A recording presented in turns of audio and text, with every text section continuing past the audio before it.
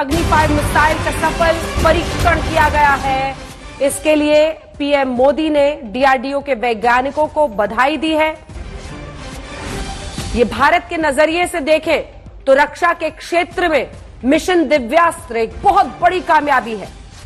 दोस्तों, इंडिया ने एक मिशन दिव्यास्त्र जो है वो कंप्लीट किया है, जिसमें बेसिकली अग्नि 5 मिसाइल जो है जिसको टेस्ट किया गया है with MIRV technology, which means multiple independently targetable re entry vehicle technology से बोलते हैं। मैं इसके ऊपर बात जिक्र किया। इंडिया ने अपनी तारीख का सबसे बड़ा मिसाइल टेस्ट कर दिया है, जो कि 100% सक्सेसफुल रहा है और इस मिसाइल का नाम है अग्नि 5।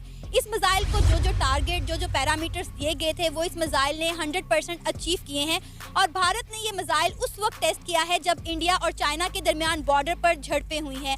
और पाकिस्तान भी इस चीज़ में ऐसा कुछ करे कि किसी तरीके से ऐसा मिसाइल हम भी बना लें, फिर हमारी भी वाह वाह हो जाए। जैसे 1998 में हमारी एक बार जिसको क्या पूरी दुनिया में एक नाम हो गया था, इसी तरह मैं चाहता हूँ कि ये भी काम हो जाए। लेकिन मुझे लग नहीं रहा, क्योंकि हमारे जो मेन पर्सन है अब्दुल कदीर खान साहब, जो लेजेंड है इसको पाकिस्तान के, जो से सीखना चाहिए या नहीं। मतलब उन्होंने टेक्नोलॉजी की फील्ड में तरक्की की, IT की फील्ड में आपको पता है पूरी दुनिया को पता है तरक्की की, मेडिकल की फील्ड में तरक्की की, तो हमें उनसे सीखने की ज़रूरत है या नहीं। 5500 किलोमीटर की दूरी तय की है और ये भी कहा जा रहा है कि इंडिया ने ये मिसाइल इस वक्त इसलिए टेस्ट किया है ताकि चाइना को डराया जा सके। अग्नि 4 या अग्नि 5 के नाम से वो मिसाइल लॉन्च किया उन्होंने। इस पर अब आप क्या कहना चाहेंगे?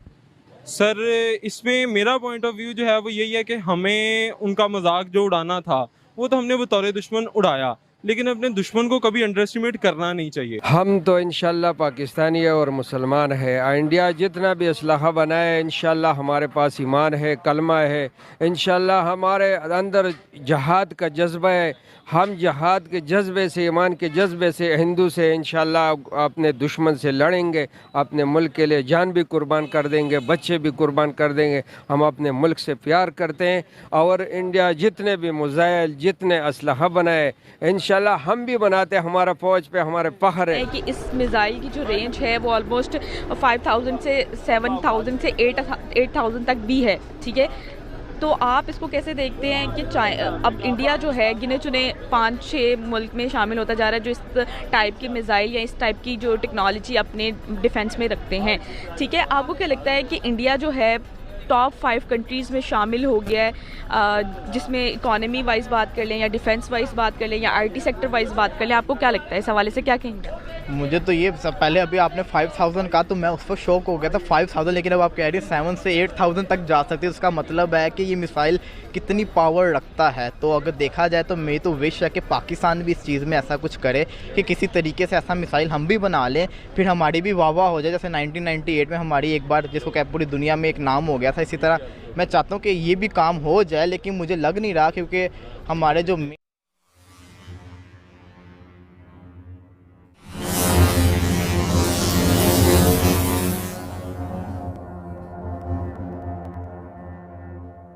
joins the club of the nations which have this MIRV capability. So ये बेसिकली सारे का सारा जो है ये जो सिस्टम है, एक तो इंडिजिनस एवियोनिक्स पे है, कहते हैं हाई एक्यूरेसी सेंसर्स हैं एंड ऑल दैट। और मज़े की बात है, ये जो प्रोजेक्ट डायरेक्टर हैं फॉर मिशन दिव्यास्त्र वो एक खातून है। So that is something very important. It means that Indian women are at par when it comes to men in the Indian इस इंडस्ट्री के अंदर। अब मज़े की बात यह है कि ये प्राइम मिनिस्टर मोदी ने एक बड़ी अनाउंसमेंट की है, फर्स्ट टेस्ट करना अग्नि 5 मिसाइल का विद MIRV टेक्नोलॉजी। और जैसे मैंने बताया कि multiple independently targetable re entry vehicle है और सारी मुल्क जो है वो बड़ा खुश है कि DRDO साइंटिस्ट ने ये मिशन कंप्लीट किया है और प्राइम मिनिस्टर मोदी ने इसकी ट्वीट भी की है। और ये जो कहा जाता है कि ये जो मिसाइल है ये मल्टीपल वॉरहेड्स लेके जा सकता है डिफरेंट लोकेशंस में। और जैसे मैंने बताया कि इसकी जो प्रोजेक्ट डायरेक्टर थी वो खातून थी और इंडिया वो सिलेक्ट ग्रुप्स में चला गया है जिनके पास ये कैपेबिलिटी मौजूद है। और इंडिया ने पिछले कुछ सालों में एक सीरीज ऑफ टेस्ट किए थे अग्नि 5 की। अक्टूबर 2021 में जो मिनिस्ट्री ऑफ डिफेंस है उसने अनाउंसमेंट की थी कि उन्होंने surface to surface ballistic missile जो है वो लॉन्च किया था, और जो कि APJ अब्दुल कलाम आइलैंड जो ओडिशा में है वहाँ से उन्होंने किया था। इसी तरह ये जो इंडिया का मिसाइल का प्रोग्राम है ये बड़ा लंबा एक प्रोग्राम है, इसके ऊपर भी बात करते हैं कि ये बेसिकली जो पहले मैं ये बताता चलूँ कि ये जो MIRV कैपेबिलिटी है जिसे अब multiple independently targetable re entry vehicle कहते हैं, ये पेलोड एनेबल बैलिस्टिक मिसाइल होते हैं जो कि मल्टीपल वॉरहेड लेके जा सकते हैं। और हर जो होता है वो उसकी अंदर कैपेबिलिटी होती है, वो डिफरेंट ऑब्जेक्टिव्स पे जो है वो टारगेट कर सकता है। So it's something very significant for India in my understanding इस हवाले से। लेकिन क्वेश्चन ये है कि ये प्राइम मिनिस्टर मोदी ने क्यों ये टेस्ट किए, ये एक सवाल है कि क्यों उन्होंने ये महसूस किया कि वी शुड टेस्ट दिस। इसकी क्या जो है वो लॉजिक है कि आज क्यों भारत को ये टेस्ट करना पड़ा।